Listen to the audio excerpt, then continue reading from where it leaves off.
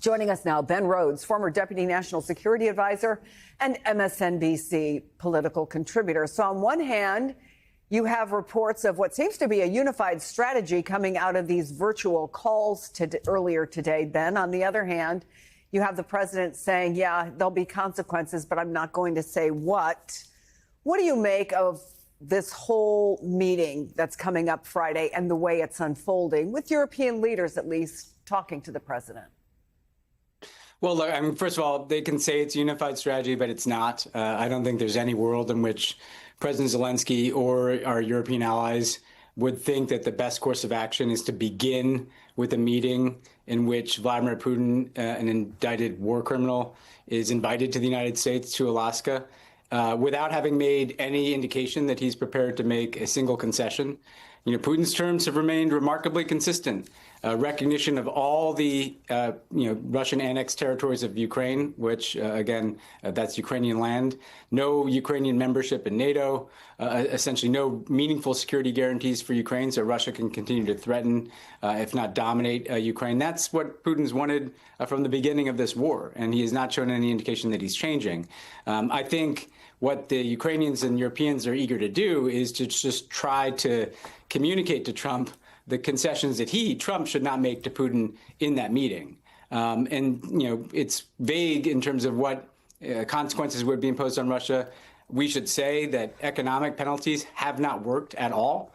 They didn't work when I was in the White House in the Obama administration. They didn't work throughout the Trump administration. They didn't work in the Biden administration, even when the most severe sanctions we've ever seen were imposed on Russia. The question is whether the United States will provide enduring military support to Ukraine, whether the United States will provide meaningful security guarantees to Ukraine. That's the kind of pressure that Vladimir Putin might understand. So I feel like we don't have a clear sense of what the objectives are beyond just trying to get some kind of ceasefire, some kind of short-term win here. But the question is, does that effort yield a durable solution to the conflict and a durable solution to Ukraine's survival, including the nearly 20% of its territory that Russia is currently occupying? It's fair to say that the White House is de-escalating what it expects out of this meeting. It is, we should say, the first time that Putin has stepped foot on American soil in 10 years for all the reasons that you mentioned. And now the White House still seems to be downplaying this summit. I want to play what the press secretary said just yesterday.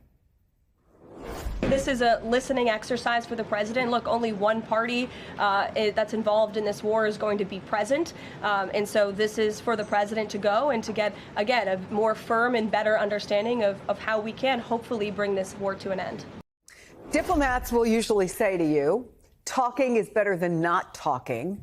But if it is a president of the United States talking to a Russian dictator, at what point is a summit not really a summit anymore? What is this on Friday? Yeah, I mean, look, Chris, from, covering me way back in the Obama years, I support talking to adversaries, right? Whether it was Iran or Cuba back in the Obama years, or whether it's Putin today, I think lines of communication are important. The question is, how does that come about? I think what is troubling about this summit is that, number one, Zelensky, the president of the country that's been invaded, the president of the country that we've been supporting, has been excluded from this process. This is essentially happening without Ukraine. It's happening over the heads of the Ukrainians. It's the American president, the Russian president of a country that's invaded Ukraine, sitting down together, again, really importantly, after months of Trump-led efforts that have yielded not a single concession from Russia. Remember, there was an effort to get a 30-day ceasefire. Zelensky agreed to that. Putin did not. There have been other efforts to try to de-escalate the violence. Russia has actually escalated its violence. Russia's on the offensive right now in Ukraine. And I think what we're seeing, Chris, is that Putin has a very long-term view of history, right? He thinks in very long stretches of time. Trump has a very short attention span. He wants the immediate gratification of a meeting. He wants the kind of immediate gratification that there was some kind of quote-unquote deal. But the question is Trump in any way meaningfully changing Vladimir Putin's intentions in Ukraine? And thus far, we have not seen anything to suggest that's the case. And I think part of the reason why the administration is lowering expectations is they have not gotten any indication in all these talks that Steve Witkoff and maybe Trump have had with Putin that he's prepared to make any meaningful concessions.